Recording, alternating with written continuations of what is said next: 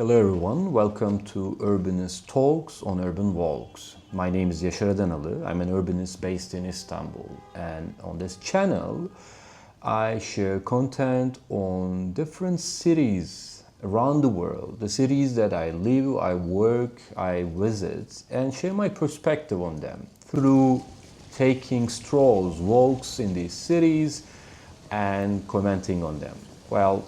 So my first walk or my first talk on urban walk will be on Taksim Square. Well, there's reasons for that, and I'm based in Istanbul, and Istanbul is a giant city, almost 18 million people living in this giant city. It's even difficult to call one city. There's 39 districts in Istanbul. Each has its own elected municipalities, elected mayors with different characteristics. Each has their own centers. But if I have to choose one center for this metropolitan city, I would go for Taksim Square. Not only for its current state, but historically as well. For the last century, Taksim has been the center of Istanbul. And in terms of public spaces, in terms of public squares, Taksim has been the most important public space in Turkey, probably in the region, and also one of the most important public squares in the world. And there is political history of Turkey and political history of Istanbul is very much the reason why Taksim has been very influential, very important urban space. But let me come to that through particular buildings, particular landmarks on this square. So I'm walking now along the Cumhuriyet Caddesi, where this street used to be open for cars since its beginning. Yes, even though still sometimes cars passing through, often these cars are in public service. But otherwise, this street has been pedestrianized. There is an underground tunnel for cars, as well as which is also connecting to the metro station. So on top, unfortunately, the urban design of the current Taksim Square is not my favorite, and it's also not the favorite of many people. This kind of waste, empty concrete ground, which is not climate friendly at all, doesn't really provide a lot of functions, a lot of use value for the people. It's kind of just an intersection where people pass by, but nevertheless, Taksim Square is still one of the most important public squares in the city. And a few years back, there was actually an urban design competition where the people could also participate to give vote in their preferred design. And unfortunately, that competition couldn't be finalized because of the conflict between the central authority and the local authority. So both coming from different parties. Central authority blocked the urban design of Taksim to be implemented. And that's actually reflecting a lot why Taksim Square is very important, and historically why certain political fault lines in Turkey can be traced in this space. For instance, what you're seeing now, the mosque, Taksim Mosque, it's a recent development. It has been opened in the last few years. And even though Turkey is a predominantly Muslim country, and it's a secular country where, in theory, on paper, the political administration, the state should not have a preferential approach to any religion. It should be distancing itself from all religions. But in practice, the religion has always been one of the major political divides in the country. So the political Islam, the current government has been, and the traditions behind the current governments, the history behind the current government, the political movement behind the current government, since as early as 1950s has been demanding to build a mosque at Taksim Square. And Taksim Square, in a way, being the most important public space, as well as reflecting the modernization history of the Turkish Republic, turn its face towards Europe. This kind of building the mosque in the very heart of the city, in this public space, has been perceived by the political establishment at the time as an act against the secular way of ruling the country. So it became a symbol, both for those who wants to build the mosque and also for those who are opposing it. A symbol where the major direction of the country, if it is a kind of secular, Western-oriented a country, or a country that take the heritage of the past empires, as well as positioning itself within the region, the Middle Eastern region, and also emphasizing the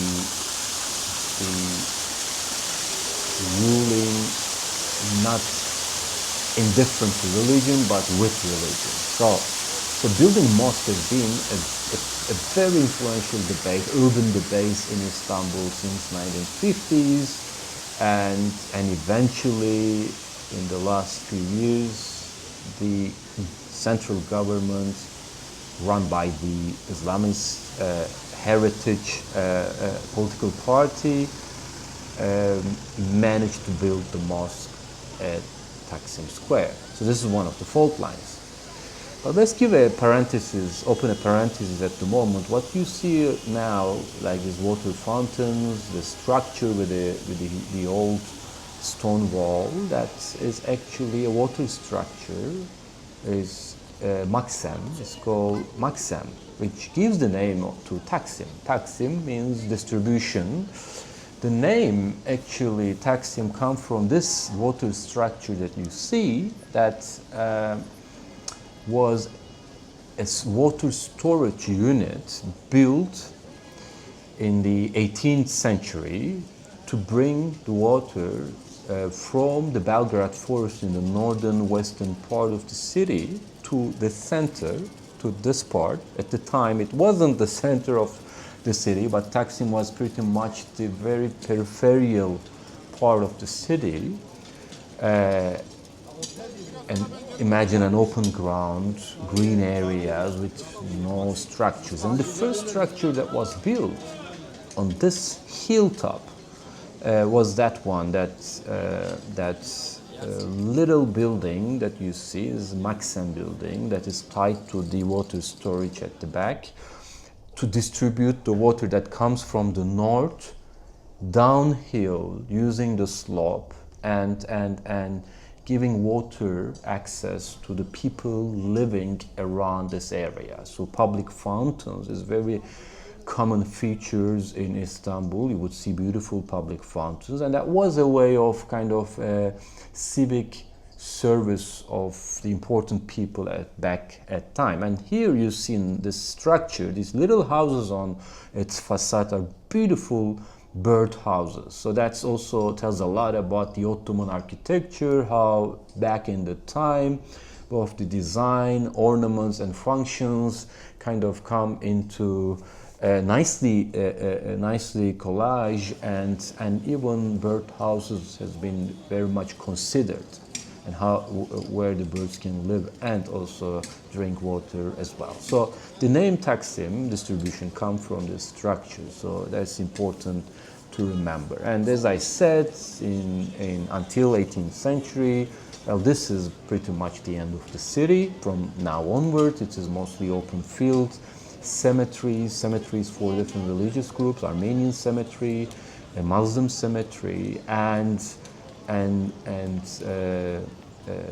from 18th century onwards, constructions throughout the Istiklal Street. That will be another walk and talk in the series, reach out to the square. And the square becomes square only after the Republic, in Turkish Republic, after the Ottoman Empire has collapsed and the new Turkish Republic has been formed, by building this monument. This is the Cumhuriyet Anıtı, the Republican monument, where it symbolized the battle for independence, and where you also see the founding father Mustafa Kemal Atatürk and other kind of figures that represent that time.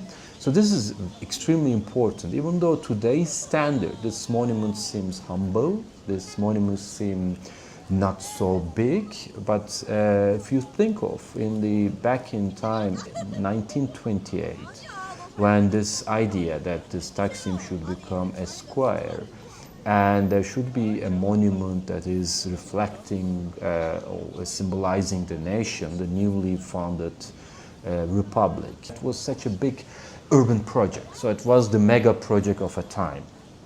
And to build that mega project, the people, from the citizens, the state has to collect donations. So this monument has been built in a crowdfunding way.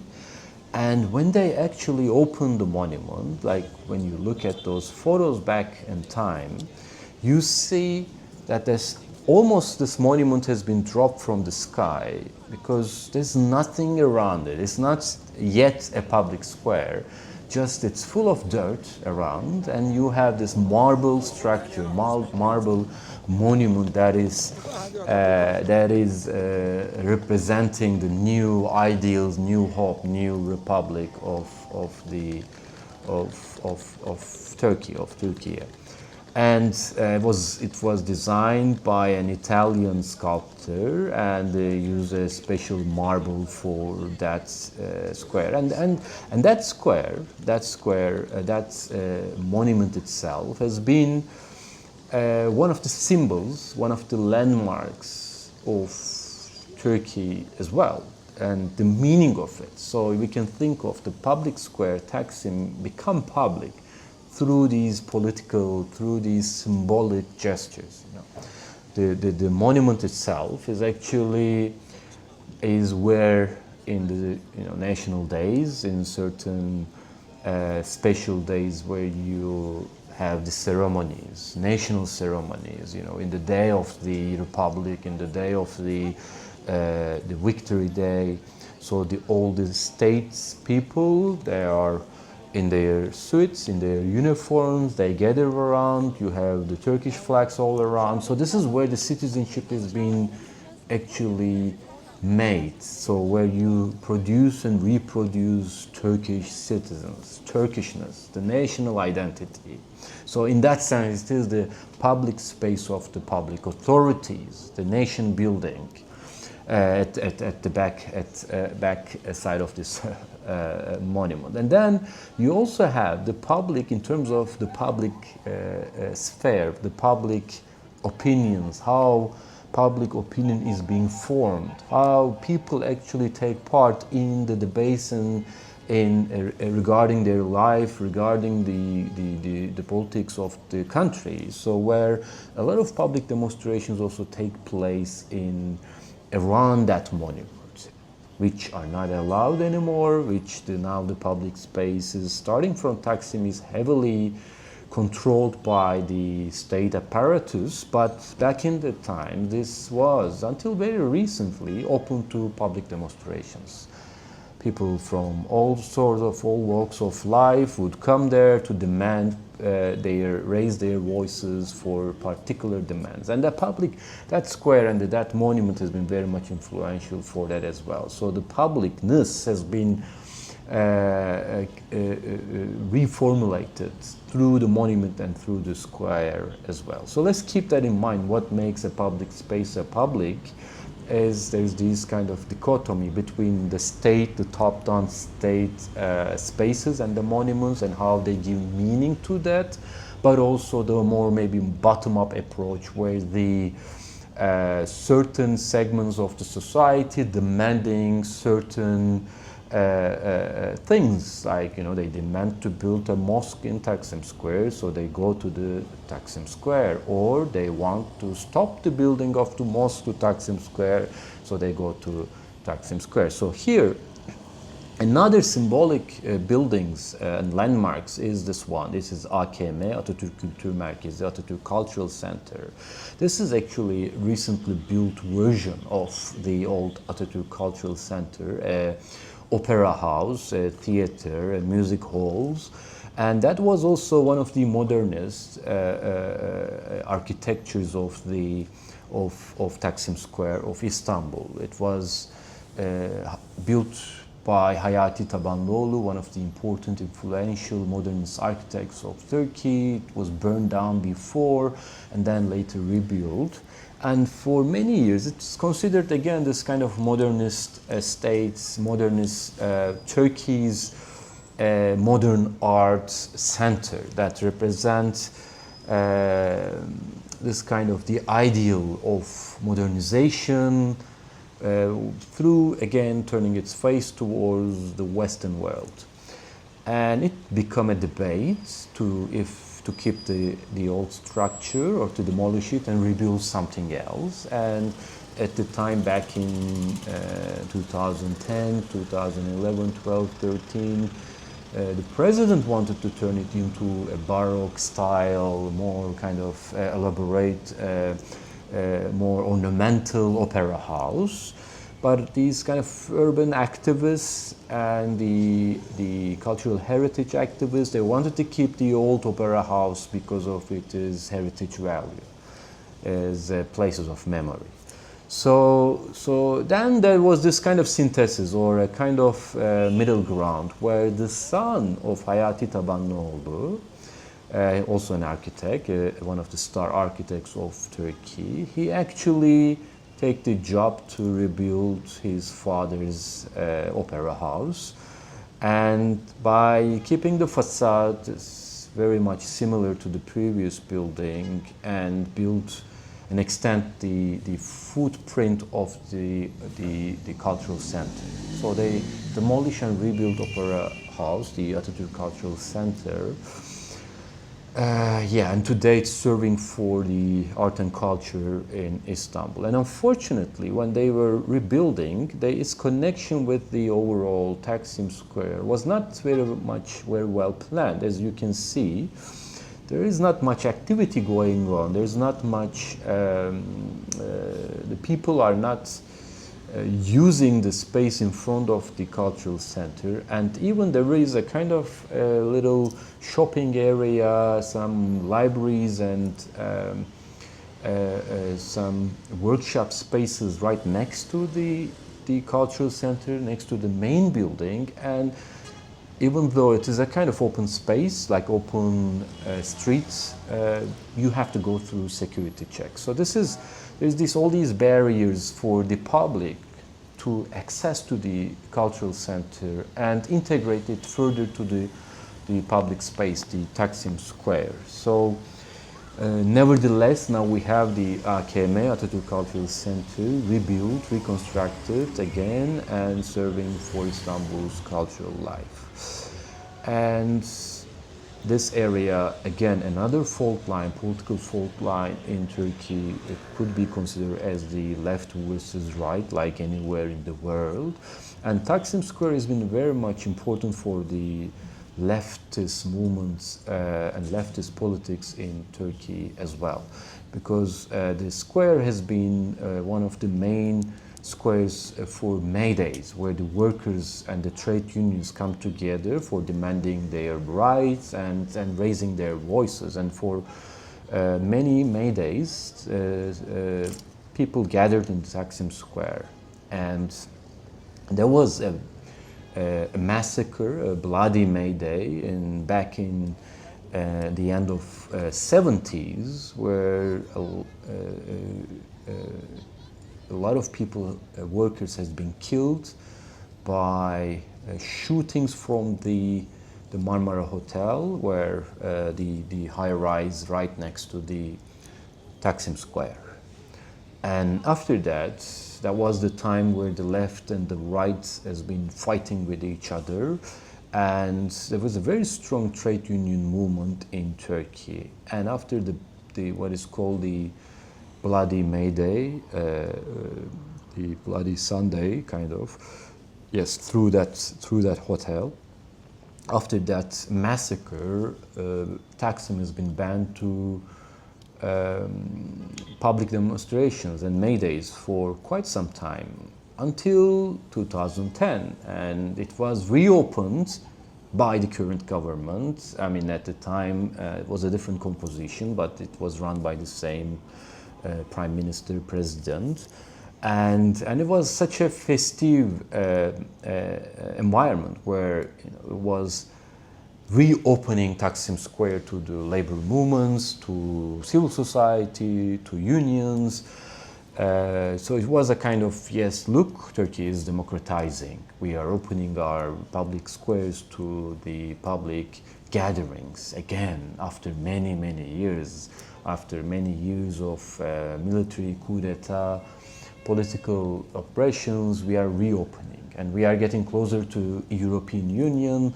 So that's around 2009-10, right before the Gezi Park uprising. That is another political fault lines that we have to mention. The square is very much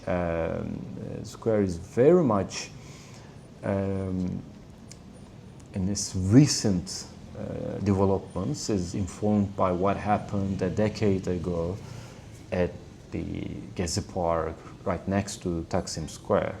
So that will be another walk and talk, so I will leave it out because it requires a whole walk of its own.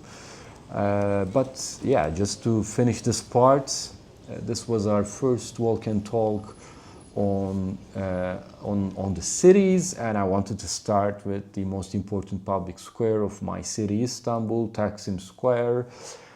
This was a formal, casual conversation, as you see, but if there's any questions and comments, please just put them in the comment section. And if you want more conversations to come, don't forget to follow my channel. See you in our next walk and talk.